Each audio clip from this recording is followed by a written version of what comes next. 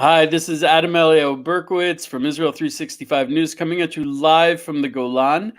I have a new friend today, someone I haven't met before, Dr. Yechiel Shabi. He has the distinct honor of this year, the holiday of Tu B'Shvat was pretty much shut down. Usually Israelis go out and plant, and he was one of the very few people that went out and planted on Tu B'Shvat this year.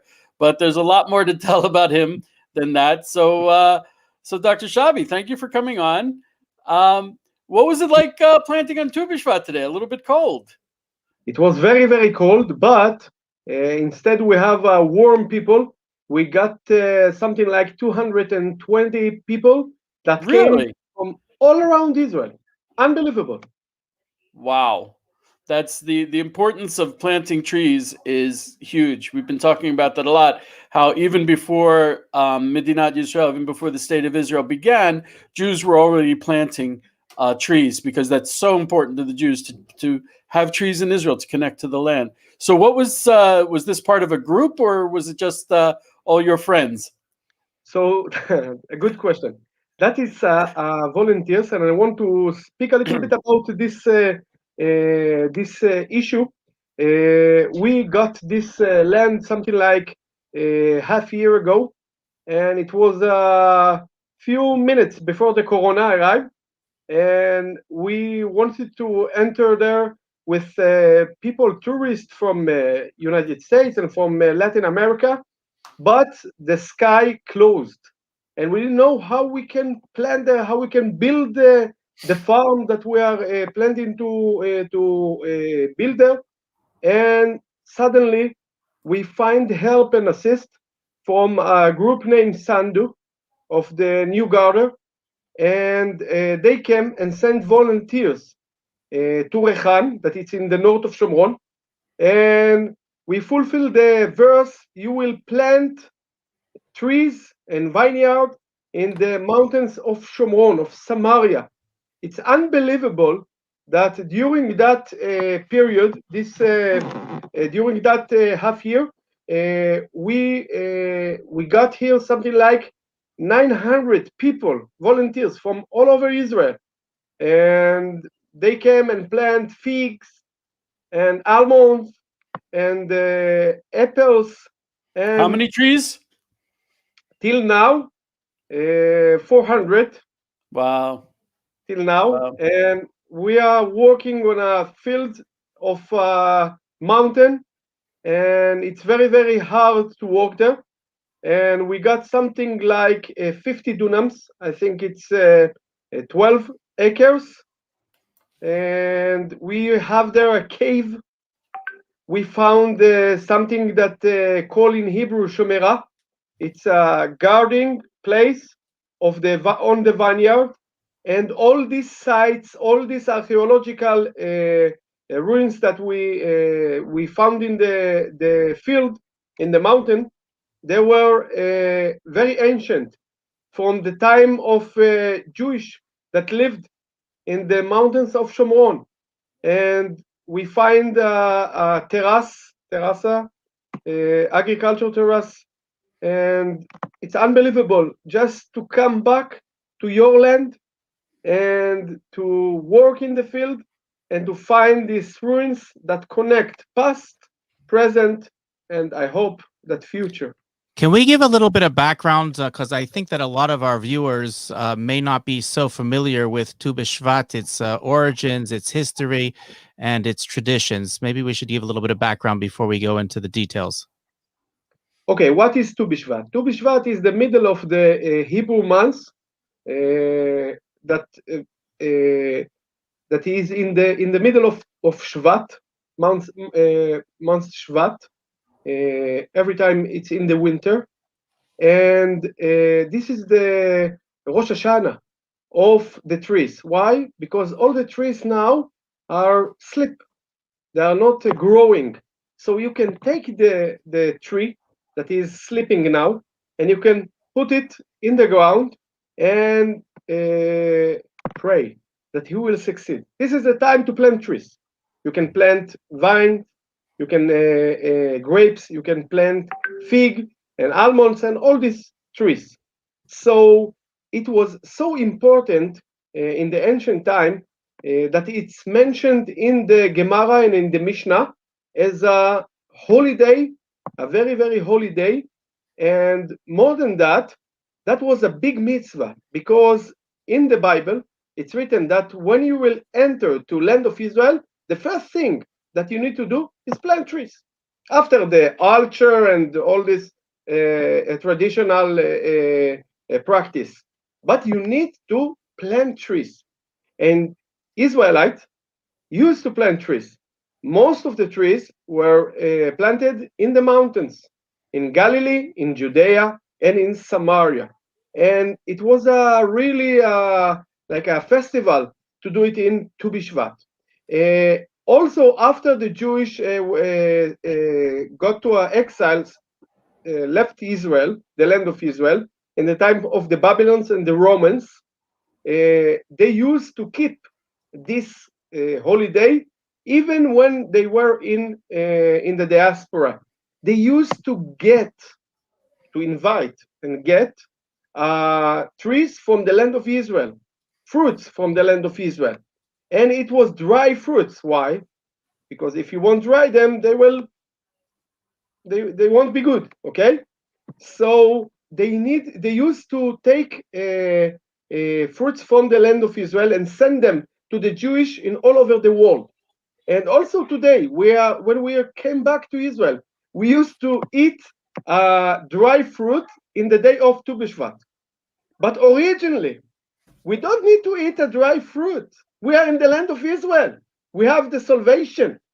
We can plant our trees in our mountains, in our gardens, and just eat these fruits. And this is the thing that we used to do in the field, in Reihan, in the north of Shomron, today with 30 soldiers from the brigade of Shomron, and today with 220 people that come from all over the country. And I hope that in Monday, we will do it with the organization of Im Tirtzu, that they are very Zionist. They will bring more than 200 people, and we will have the most important thing, it will be with the Rabbi Shmuel Eliyahu. Mm. That is the chief rabbi of Safed. And I just showing now on Wikipedia maps, we're looking at a picture of Israel, and we're going to zoom in, and you can see on the left. Dr. Shabi, forgive me for making a personal comment about you since I just met you. But I looked at this map of where your town is, Reihan, and first of all, it's beautiful. It's northern Shomron, which is beautiful, beautiful. But if you look around, I don't see too many Hebrew names of towns. There are a lot of Arab names of towns. We had Naomi Khan of Regavim the other day, and she explained to us how, according to Jordanian law, which is actually also being adopted by the Israeli military authority over Judea and Samaria, that planting a tree gives you possession of the land, and how the Arabs have been planting trees to steal land from the Jews. And okay, I love the fact that you went out to the fields as a sweet little Jewish man to plant trees and have picnics and whatnot. But you're actually at a time when no one is going out to plant. You are establishing Jewish sovereignty over the land by planting trees in an area that just going out to the fields is not exactly safe. I agree with all your words. I know Regavim, and I'm also in the academic field. I'm a Middle Eastern geopolitic guy. I'm a doctor in the land of Israel studies, and also in Middle East. And I wrote a lot about this.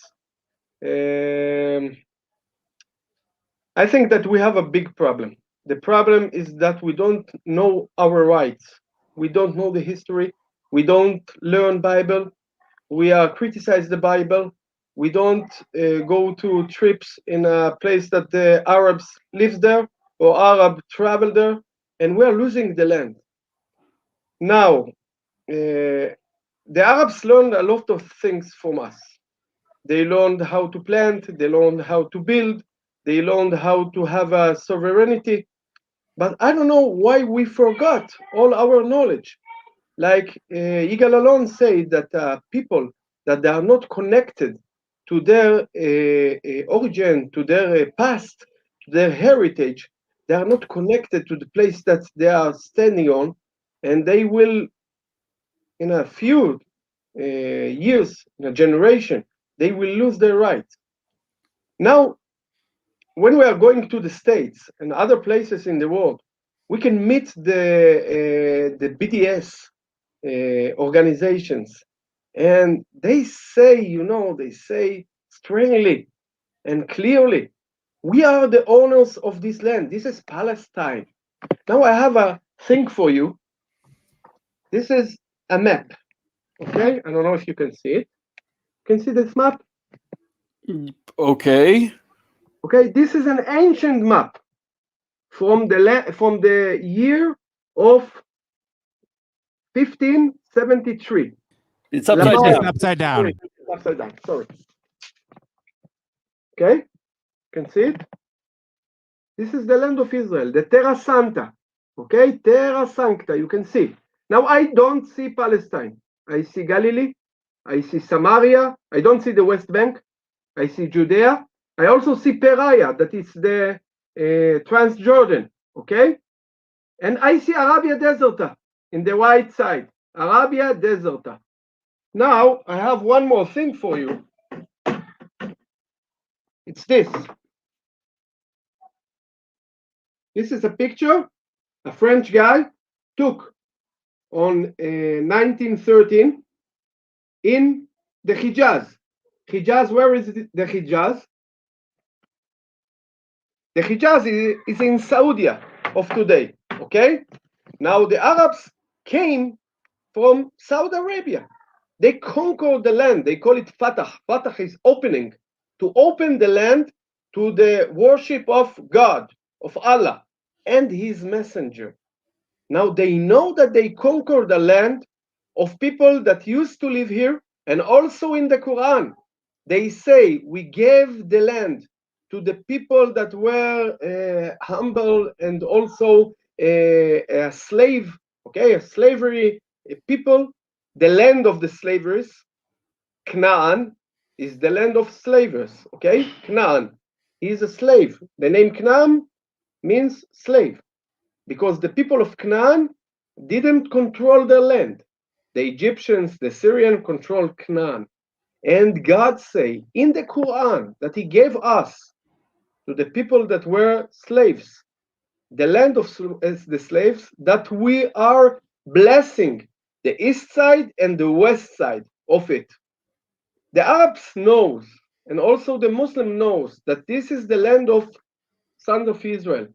Now, when I'm planting here, and when they are looking and see that we are planting trees and pardes and a bustan and a vineyard, and we are calling it, reminding the name of Esther Horgan that were killed just 1 month ago, because she wanted only to walk on the fields that we are living in. It's at 3 kilometers from my house. She went for a ride. Alone. Alone. She thinks that we have a sovereignty here. Now she went to a ride. And somebody came and killed her. Not because he fight with her or he has something with her not good. He killed her because she's a Jew that came back to the land of Jews, planting trees, raising children. And I think that our answer to that issue, it's that we need to come with love and light, and to bring ourselves to this land, to plant, to raise children, to be in all over the place that you are saying that you can't find Hebrew names of towns. Now the Arab names like Fahme, it's Pecham, which is a Hebrew like, word. it's a Hebrew word, like Rabbi Yoshua, Pechami. And we have here Anin, that there were Jews that lived here till the 17th century. And El-Fachem, it's the place of the Oh, etc. And I don't know if you know that Rabbi Yoel Moshe Solomon and Rabbi Safir in the 19th century used to come to El-Fachem and to Anin and to buy a Turgim, from El-Fachem. The Arabs don't have nothing to Etrogim. A Jews that used to live there used to plant Etrogim and raise them in order to sell them in Sukkot. Now, if you ask what is El-Fachem, they will say it's an Arab ancient city. Not. yeah. You know, you say, you said you went out to the fields to plant trees, and there's archaeological remains there. Guaranteed, the archaeological remains were proof that Jews lived there.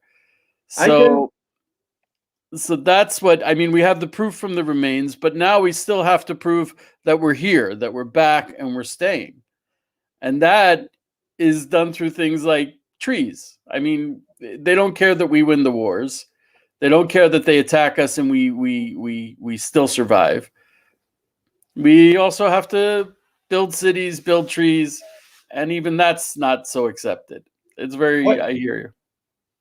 It's unbelievable to say that the prophet that say there will come a time that he will plant trees and grapes on the mountains of Shomron. Now this prophet, who is this prophet? This is Jeremiah. Now Jeremiah, why he is caring from Shomron? Why care for the Shomron? He's not from the Shomron. He's from Binyamin. Why you say Shomron? You will plant trees in Sharon, in Carmel. Why? Because the Sharon and Carmel were the best places of wine, the grapes for wine. This is the best places. The wine of Sharon and the wine of Carmel in the Yerushalmi Talmud say that this is the best wine in Israel. Why in the Shomron? He's not from the Shomron. He's from the other side of the country. Because the Shomron means to keep. If you are holding the Shomron, you keep your right on this land. Rabbi Shmuel Eliyahu, I heard him something like a year ago. He said, listen, where is the place of the blessed that Isaac gave to Jacob when he stole the blessed from Esau? Yes, he didn't stole nothing because he buy the right to get it by a soup. And he said, listen, this is in the mountains of Shomron. I said, no, how do you know, Rabbi? He said, look in the Shomron. The raising of the place, the raising of the trees, the raising of the children. The most place in Israel that you have a raising of children, it's in the towns of Shomron. If you plant trees in the Shomron, I plant trees here. I live in Reihan 3 years. I have a garden. Really, it's a bustan. And also my wife, she liked it so much, she put a jungle. You see a planting of playing of a jungle in the children's room. We don't have a service of a cellular service here because we are in the occupied territories. And I'm as a former spokesperson of the Ministry of Communication. I was the spokesperson for over a decade. I just quit to be a farmer, okay? And it's better. God bless you. Better to work with plants than to work with politicians. You for get now. your hands a little dirtier, but you walk out feeling cleaner. So, so I hear that. I hear that. Also, it's funny. You're talking to me about, the Jews came to Israel, and if you look at photographs of what Israel looked like before the big aliyah of Jews coming back to Israel, if you read the description Mark Twain wrote of the land when he came to visit, the land was not doing well. And I was always, every year, whenever I read the parsha about the Plishtim, about the Philistines, filling up the wells, the borot, the water wells of Abraham, it always confused me because I'm like, why would they do that? They live in a desert. They're hurting themselves. If there's a water well, you would want to keep it open and take care of it because you live in the desert. And unfortunately, that's what I'm seeing in front of my eyes today, where, you have people like you who come along and you plant trees, and you're also an academic, and you're bringing education to the land. But people would rather hurt themselves than to see the Jews return to Israel. They would rather fill up the wells. They would rather chop down the trees. They would rather leave the land, in horrible condition. They'd rather believe lies. So it's amazing what you're doing, that you are saying let's live, and the other side is saying no, we don't want to. I think I can say to you that unfortunately, it was from the time of Abraham, and even today, I plant trees, and they have cows, they have cattle, and they come to the field, and we don't have a fence, and it's very, very, very expensive to put a fence. And I say, I'm a Jew. Why I need to put a fence to defend myself? This is my land. This is my heritage. I want to plant trees, like the prophets say, and I want to bring the salvation. Even Shimon Bar Yochai, that was one of the biggest rabbis, say, if you plant trees and they say the Messiah arrived, what shall you do? We say, you will plant a tree, and after we will come and say to him hello. First of all, plant a tree. Why? Because it's the first mitzvah you need. Now we plant a tree, they cut it. We want to raise children, they kill them. We say this is our land, they will come to the place, to the spring, and they will fight with you, and they will act not so good, not so, they won't act so well, in order that you will live it. And we are living. We are living it. So that issue of the fence. I lived for about 15 years in Bat Ain, in Gush Etzion, and Bat Ain. And Bat Ain, well, my listeners don't. Bat Ain also made the decision not to have a fence, and it's actually considered to be very controversial. The government doesn't like it. They don't like when you don't have a fence. But the thing is, and we had a few, we had 2 people killed inside the community by Arab terrorists, and the fences wouldn't help. They don't help. And unfortunately, you mentioned Esther Horgan. The problem is, when you have a fence, there's this message that inside the fence is us, and everything outside of the fence is theirs, and we're not allowed to go there because it's Palestinian. And I hate to say this, we did a show with the rabbi from Bat Ain, and one of the comments said, she was a settler that went outside of her fence. She went into Palestinian land, so she should have been killed. And it's just, that's unfortunately the response sometimes. So I know the decision to not have a fence, it's not just that it's expensive. Also, the people in Bat Ain used to say, they put us inside fences in the Holocaust. We don't want to put ourselves behind fences. I think that you're right. But I also think that the life is important, more important. And my brother is Mekubal. I don't know how to say it in English. Like he's students of the Rabbi Ashrov, and he's he's working They with. say mystic, Kabbalist. Yeah. He's a Mr. Kabbalist, and but he is a officer in the army, and is very connected to the land. And he said, "Why God put us near the Arabs?" Say what? Why? Good Why? question. That's a question. Why he couldn't put us alone? Why we need this problem? Now, I'm not against Arabs. I'm against people that harms us. I have a lot of Arab friends. I think that we need to live together with them, and they need to live together with us. We need to respect them because they're also the sons of Abraham. But the right, it's ours. And if you can give me after to say something about this, I will give something, from the Torah. I will bring something from the Torah. You will go to advertisements. I will bring the book. You will see it. Okay, we can do it for a half minute.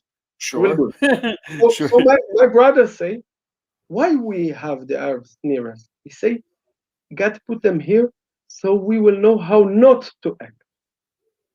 How not to act. Like we are a coin.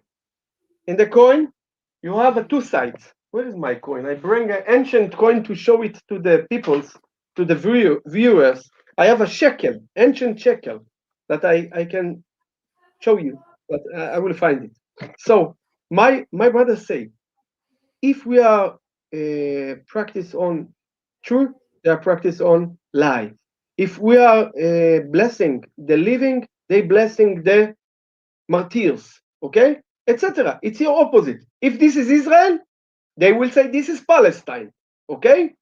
And you need to be strong in only one field, in the field of knowing your rights.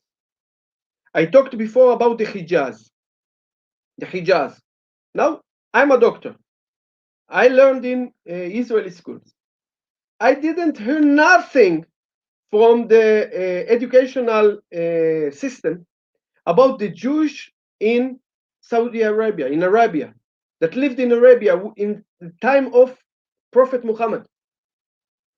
They were the rulers of Medina, of Khaybar, of all the villages that were, how do we say, it's like you have a desert and you have the spring in the desert. They lived in the spring of the desert. They were the controller of the land. Why the Arabs knows a lot about the Bible? Because they used to live with the Jews and they learn from them. They took everything from the Jews and they put it in Arabic and they say that this is a Muslim. Now we have a right in Hijaz. I can ask of my rights of my ancestors in Tzana, in Baghdad, in Poland, in Warsaw, in Berlin. I don't ask this right. Why? Because this is the only land that I want, the land of Israel. I don't want a land of other people.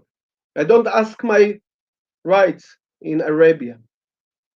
So when we will learn it in the school, and when you will bring your children to our field and to other fields of Jews, and we will connect the people to the land, as we did in the Ministry of Communication, when we took the consumers and we explained them that they have the right to walk from a company to a company, from Cellcom to Pelephone, from Pelephone and to Orange, and they don't need to pay 1,000 shekel monthly.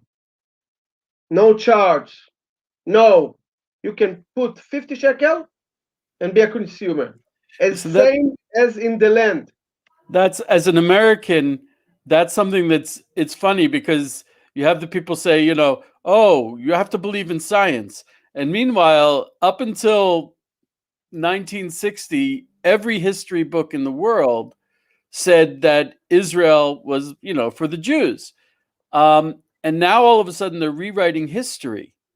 and it's anti-science, and which is, people have always lied, but to hear a Jew question whether or not the Shomron, whether or not Jerusalem belongs to the Jews, and to actually say it belongs to someone else, I just can't handle that. I can't handle that. That's too much for me. And what you're saying is like, we should know. We're in the Shomron. We're in Yehuda. We're in Jerusalem. These are we should be able to plant trees. We should be able to walk around. We don't have to live behind a fence. The Arab villages do not have fences. They absolutely. If I will put fence, it's only to defend the place. In order to build it inside, after this, to take the fence 100 meter far and 100 meter far, and I will take all the mountain. If the government will give me, they gave me a 15 dunam. They say, you take 15 dunams. We want to see if you are serious. I say, okay, thank you for the 15, and I took 50. I say, I'm very serious. I'm very serious. Don't put a border to a Jew. Don't put me at border. This is my land. This is not the government land. This is the land of all the people of Israel. Who knows? I'm a big fan of yours. Yeah, way to go. No, way to this go. is my land. I want to take more. I can handle my village. I say I want 5 dunams in the tourist place that I can build hotels or something else or a winery. And I want to take 50 dunams in the agriculture place. They say, no. I say, why? They say, you need to take only agriculture or touristic. I say, who said? They say, this is the... I say, what? This is the... I say, what is this what? This is your mind of thinking. I don't think like that. And I fought with them for 3 years. And I took it. I actually, we also went through something like that in Bat Ain, where there was agricultural land, and we started using it, and then they said, no, you can't. We said, but it's agricultural land, and they said, well, no, not really.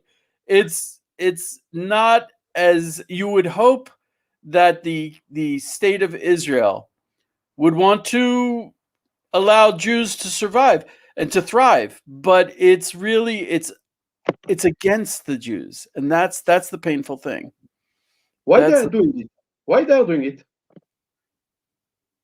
Because they don't know. Because it's simple. They don't know their rights. They don't believe in their rights. They think that we are colonists. Now, Jabotinsky said, in the question of if the Zionist organization is ethic or not ethic, we already decide because we came to Zion.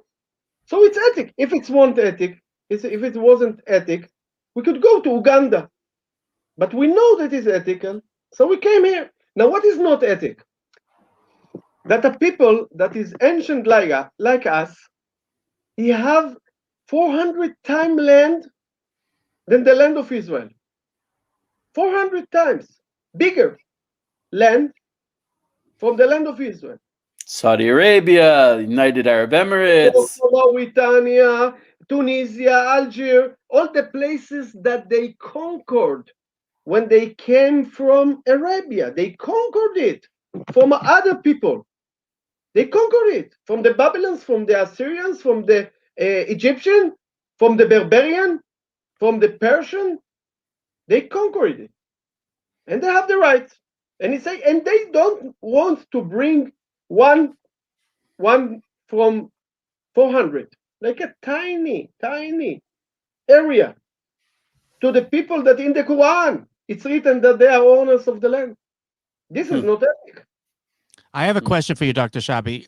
Reihan is a moshav in northern Samaria, which was started by labor Zionists, But you don't speak like a labor Zionist. You're speaking much more like a Beitarnik than you are a labor Zionist. Please explain to me what the politics of this place that you live is.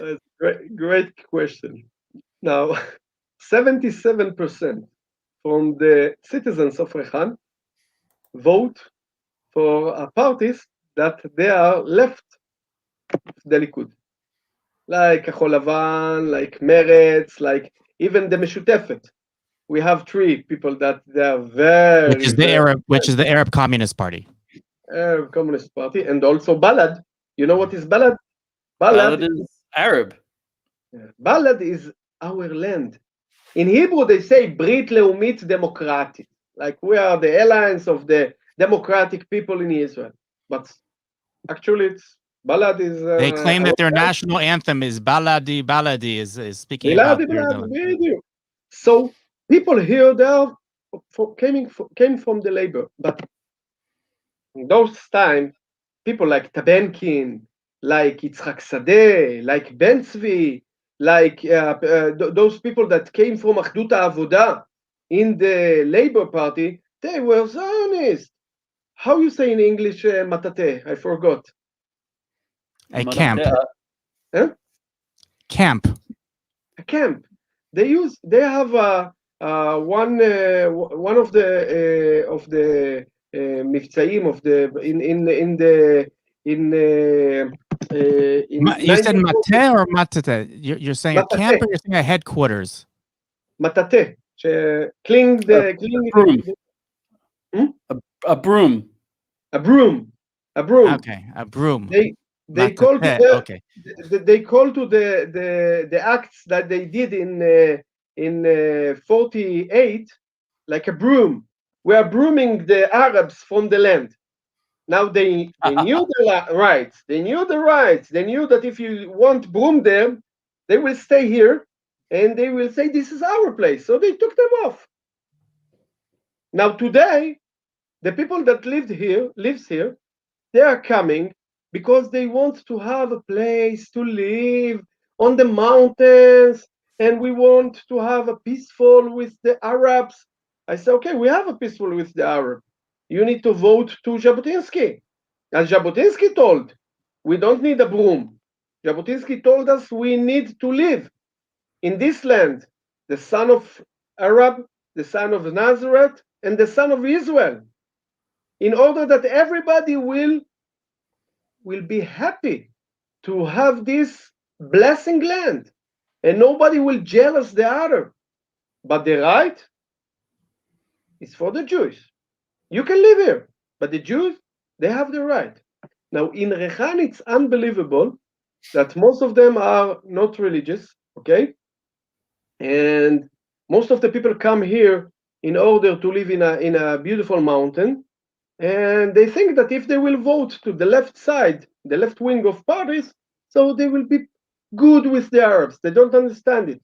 But, you know, we came here a few years ago, and we are something like 6-7 families. We are new, and we talk a lot and a lot and a lot daily. We have groups inside the village and WhatsApp groups, and we are working. We are working in Hasbara to the Jews, and we take when we take the young people of Reihan to plant, they will convince their mother and father that we have the right in the land. The new generation.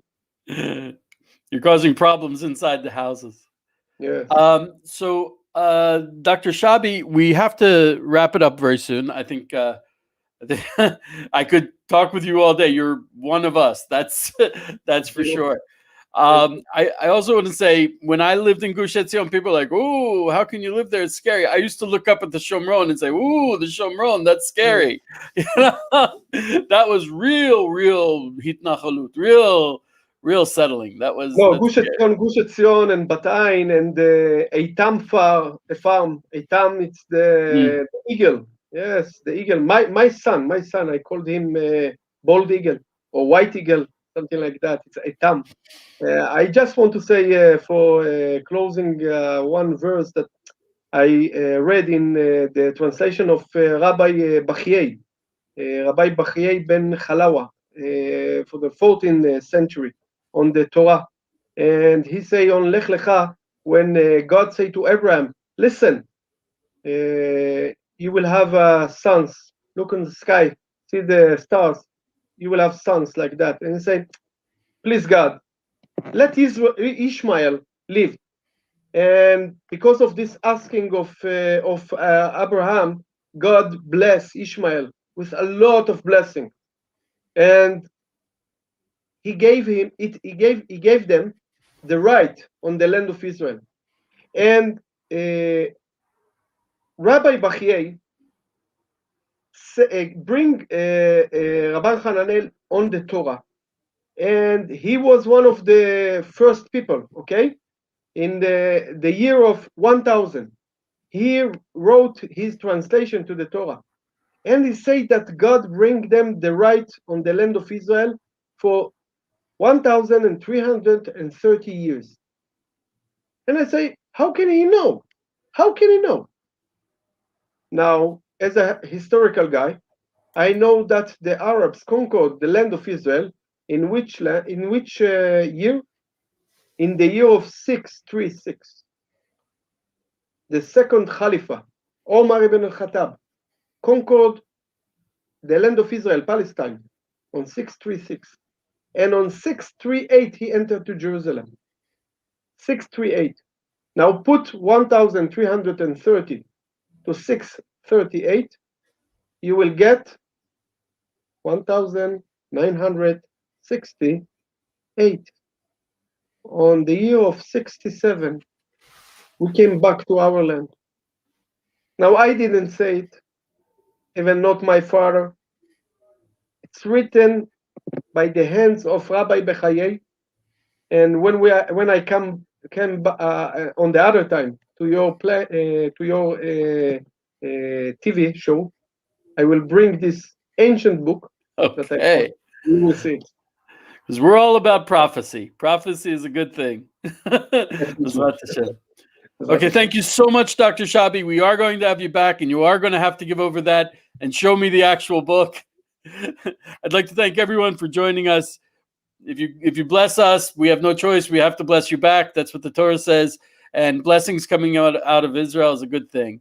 So thank you so much for joining us. You all have a wonderful day. To be.